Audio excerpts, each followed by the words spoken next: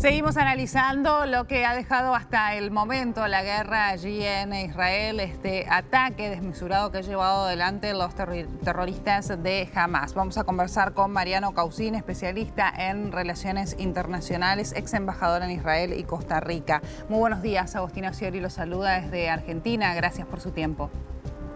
¿Qué tal, Agustina? ¿Cómo le va? ¿Cómo está? Un gusto. Igualmente. Bueno, ¿qué reflexión tiene sobre lo que ha sucedido a lo largo de todo el fin de semana? Estas imágenes tristísimas sobre el sufrimiento del pueblo israelí en lo que probablemente sea el peor ataque en la historia del país. Bueno, efectivamente se trata del ataque más grande que tuvo Israel desde 1948, desde su fundación. Y se trata de un ataque producido por Hamas desde la Franja de Gaza, con un número de muertos que a esta hora del día lunes se estima en más de 600, pero seguramente van a ser aún más. Sí. Pero lo que es fundamental tener presente, Agustina, es que detrás de Hamas se encuentra la República Islámica de Irán.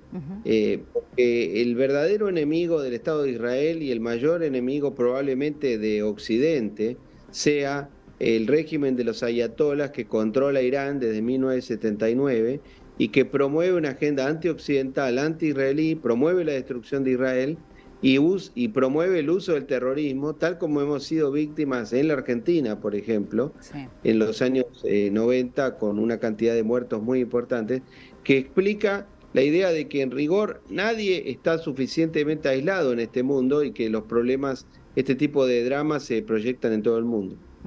Irán de alguna manera festeja, pero a la vez se despega y dice no tener absolutamente nada que ver. Pero la primera pregunta que surgía en las primeras horas del día sábado, si efectivamente Hamas tenía el poderío suficiente y el sustento hasta económico para llevar adelante un ataque de estas características por cielo, por tierra y por mar. Y la respuesta prácticamente de todos los analistas internacionales era que efectivamente no tiene el poderío y los recursos necesarios para llevar adelante un ataque de estas características. Mirá, yo creo que no hay ninguna duda que detrás de esta ofensiva está Irán. Al mismo tiempo, en el día domingo se produjeron ataques en el norte de Israel Sí. por parte de Hezbollah desde el Líbano. Hezbollah también actúa como un brazo del régimen iraní.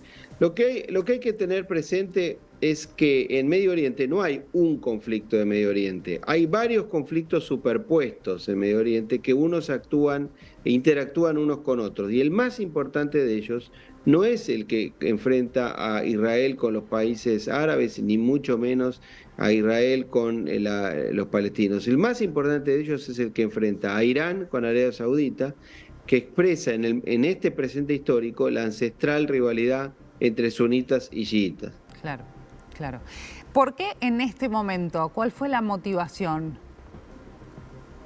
Bueno, lo más probable es que la motivación tenga que ver con el hecho de que Irán está buscando torpedear el acuerdo que se está negociando entre el Estado de Israel y el Reino de Arabia Saudita con el auspicio del gobierno norteamericano y que culminaría una serie larga de acuerdos de paz iniciados ya hace casi 50 años por Israel con países árabes sunitas. Claro. Ustedes saben que después de los acuerdos de Camp David en tiempos de Carter, Israel firmó una paz con Egipto, país con el que ha habido la guerra varias veces, y después en los años 90 con Jordania y ahora recientemente durante el gobierno de Trump con Emiratos Árabes Unidos, con Bahrein, Sudán y Marruecos. Y ahora está negociando el acuerdo con el Reino de Arabia Saudita. Claro, en ese mismo contexto pudo haberse generado entonces este ataque con esa intencionalidad a la que usted hacía referencia. También se habló de qué sucedió con la inteligencia israelí, es decir, no se puede prever un ataque de estas características. ¿Qué fue lo que falló?